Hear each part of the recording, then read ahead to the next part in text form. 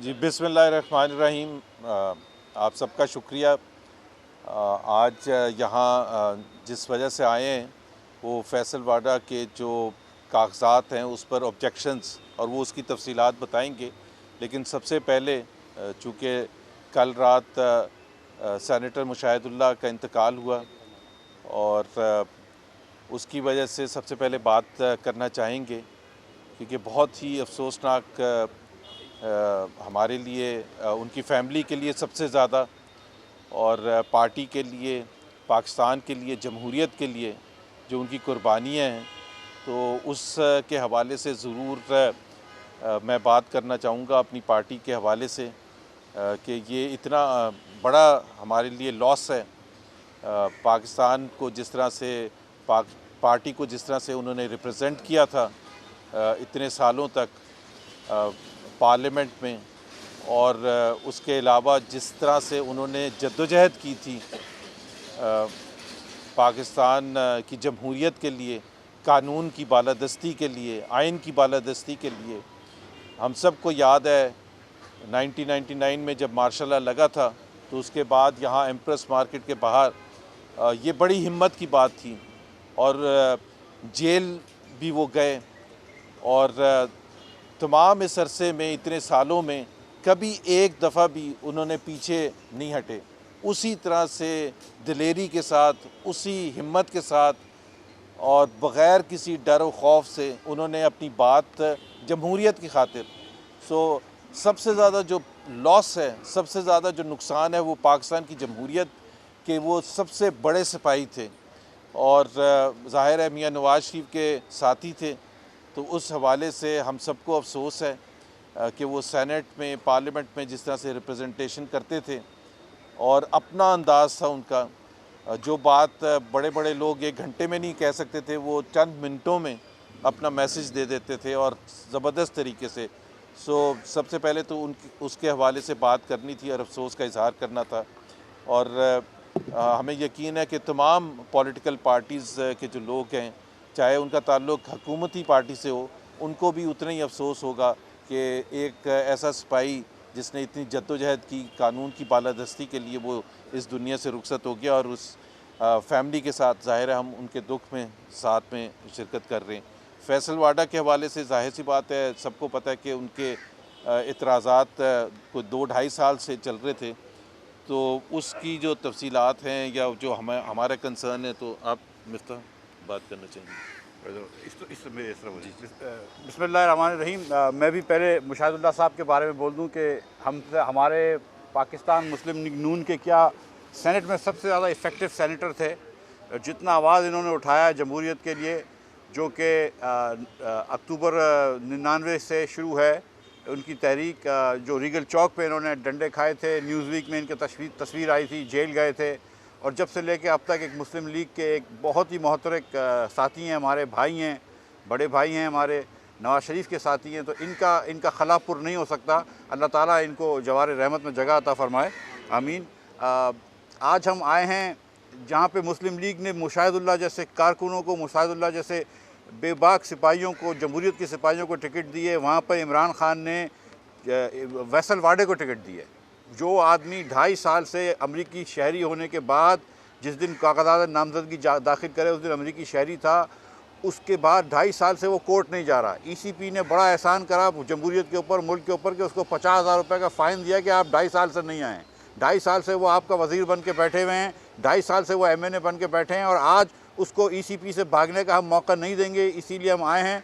मेरे साथ हमारे आने वाले लॉयर्स फोरम के सदर जावेद मीर साहब अभी बात करेंगे और आपको तफसील बताएंगे जो जो जो जो ऑब्जेक्शंस हमने उठाए हैं, जिसमें इनकी प्रॉपर्टीज़ भी शामिल हैं, जिसमें इनकी बैंक के डिफ़ॉल्ट शामिल हैं और दूसरी चीज़ें शामिल हैं। वो तफसील आपको बताएंगे अभी। तो हम उनको इंशाअल्लाह ताला भागने नहीं देंगे। ये 2.5 साल से वज़ीर बनाए, लेकिन सवाल जो है वो इमरान खान के ऊपर उठता है कि इमरान खान क्या सोच के ये ATMs को अपने टिकट देता है। यहाँ पर एक अब्रो साहब को इन्होंने टिकट दी हुई है, जिनका माजी जो है वो बहुत ज़्यादा दागदार है, जिसके बारे में और भी लोगों ने ऑब्जेक्शन उठाया है। PTI के अपने मेम्बरान ऑब्जेक्शन उठा रहे हैं। फैसल वाडा, जिनका माजी बहुत ज़्यादा दागदार है, जिसके अंदर बड़े मसाइल हैं, उसके बारे में लोगों ने ऑब्जेक्शन उठाए हैं। बलूचिस्तान से आपको पता है कि पहले अब्दुल कादिर साहब को इन्होंने टिकट दी, उसके बाद जब इन्होंने ले ली तो बीएपी पार्टी ने दे दी। ये पता नहीं क्या आपस में खिचड़ी बना रहे हैं। तो ये इमरान खान साहब जो है वो सेनेट के इलेक्शंस के अंदर मेरे ख़्याल से जो इन्होंने बात करी है कि वो 50 से 70 करोड़ रुपए का रेट चल रहा है, तो इमरान खान साहब को कैसे पता चली है। और वो जो खालिद महमूद साहब खालिद जावेद साहब जो बात कर रहे थे अटॉर्नी जनरल के लोग पैसे लेके घूम रहे हैं, तो वो कौन लोग हैं जो पैसे लेके घूम रहे हैं और वो पीटीआई वालों को कैसे पता चली है, तो उसका जवाब इमरान खान को कौम को देना पड़ेगा। अब मैं जावेद मीर साहब से गुजारिश करता हूँ कि वो तशरीफ़ लाएँ और ज़रा सी बात करें कि फैसल वाडे के ख़िलाफ़ क्या ऑब्जेक्शन है हमारे। एक चीज़, फैसल वाडे 2.5 साल से उनको इलेक्शन कमीशन बुला रहा था, 2.5 साल से, तो उनके पास टाइम नहीं था। अब जब सेनेट के नॉमिनेशन पेपर्स जमा कराने हैं तो 3 दिन में आज दूसरी दफ़ा आएंगे। तो इसी से आपको पता चलता है कि पीटीआई की हुकूमत इमरान खान साहब का कितना वो है। और मैं एक और वजाहत भी करना चाहता हूँ, क्योंकि ये ज़ाहिर है पॉलिटिकल भी है, क्योंकि फवाद चौधरी और पीटीआई वाले ये घुमाने की कोशिश कर रहे हैं कि और इसको उसी तरह का केस बताने की कोशिश कर रहे हैं जो सादिया अब्बासी और हारून अख्तर के साथ हुआ था। हारून अख्तर और सादिया अब्बासी ने जब नॉमिनेशन पेपर सेनेट के फ़ाइल किए थे तो अपनी नेशनलिटी रिवोक कर चुके थे, सिर्फ कंफर्मेशन नहीं आई थी, और साकिब निसार ने 15 दिन के अंदर अंदर दोनों को फारिग कर दिया था। ये केस मुख्तलिफ है। इसमें जब नॉमिनेशन पेपर्स फाइल किए थे तो उस वक़्त रिवोक नहीं की थी।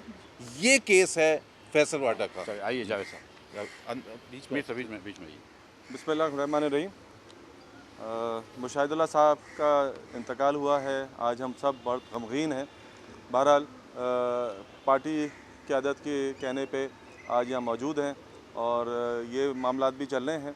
जिस तरह मिफ्ता साहब ने और ज़ुबैर साहब ने आपको बताया कि 2018 में जब फैसल वाडा साहब ने अपना इलेक्शन का फॉर्म नेशनल असम्बली के लिए जमा कराया तो उसमें उन्होंने ओथ पे कहा कि मैं सिर्फ़ पाकिस्तान का शहरी हूँ, और उसके बाद 22/6 को जाके उसके कोई 10 दिन बाद जाके उन्होंने अपनी गिव अप की अमेरिका की नेशनलिटी। तो ये प्रूवन बात है, ऑन रिकॉर्ड है, डॉक्यूमेंट्री एविडेंस मौजूद है कि उन्होंने ओथ पे झूठ बोला। तो वो ना सादिक है, ना वो अमीन है, ना वो नेशनल असम्बली का इलेक्शन लड़ सकते थे, ना वो आज सेनेट का इलेक्शन लड़ सकते हैं। इसके अलावा डिटेल्स ऑफ प्रॉपर्टीज़ हैं, 9 बड़ी लग्जरियस एक्सपेंसिव प्रॉपर्टीज़ हैं लंदन की, जिसकी कोई प्रॉपर डिस्क्लोजर नहीं है, कोई उसका मनी ट्रेल नहीं है कि वो पैसे कहाँ से आए, वो पैसे किस मीन से पाकिस्तान से भेजे गए। वो सब चीज़ों पे खामोशी है, पर्दादारी है, कोई कुछ कहने के लिए तैयार नहीं है। इसके अलावा 2 बैंकिंग के जो है सूट्स, वो एक हाई कोर्ट में और एक बैंकिंग कोर्ट में पेंडिंग है फैसल वाडा साहब के ख़िलाफ़। तो जब वो डिफ़ॉल्टर हैं, बैंक उनके ख़िलाफ़ केसेस कर रही है, तो डिफ़ॉल्टर भी एमएनए भी बन गए और डिफ़ॉल्टर सेनेटर का इलेक्शन भी लड़ने जा रहे हैं। तो ये सारे डिटेल्ड ऑब्जेक्शंस हैं जो चौधरी महमूद साहब ने जमा करवाए हैं, ये हमने रिटर्न में दिए हैं।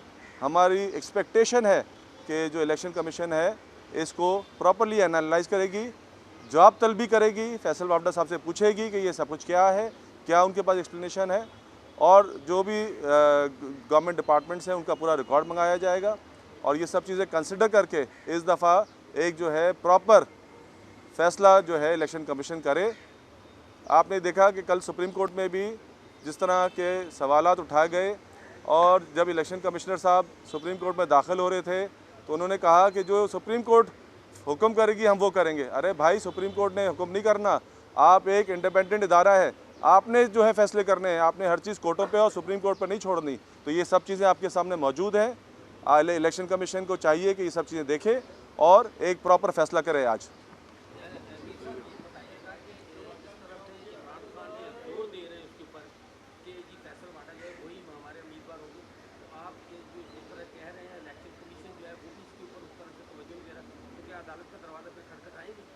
मिफ्ता साहब ने आपको बताया कि ये दौर जो है वो एटीएम सेनेटर्स का चल रहा है, ये पार्टी वर्कर्स का और लॉयलिस्ट का ज़माना नहीं है। तो जो एटीएम सेनेटर्स हैं वही आगे आ रहे हैं।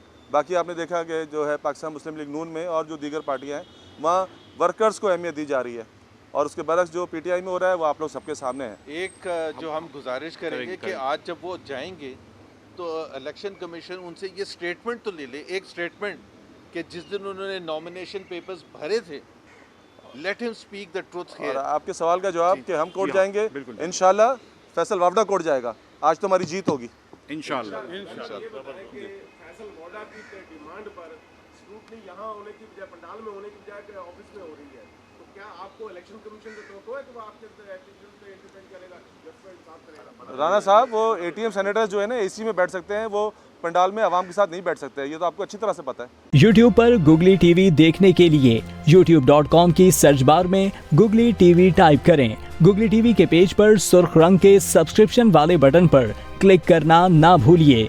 YouTube पर अपलोड होने वाली वीडियो से बाखबर रहने के लिए बेल आइकॉन पर क्लिक कीजिए। आपको हर नई आने वाली वीडियो के बारे में नोटिफिकेशन मौसूल हो जाएगा।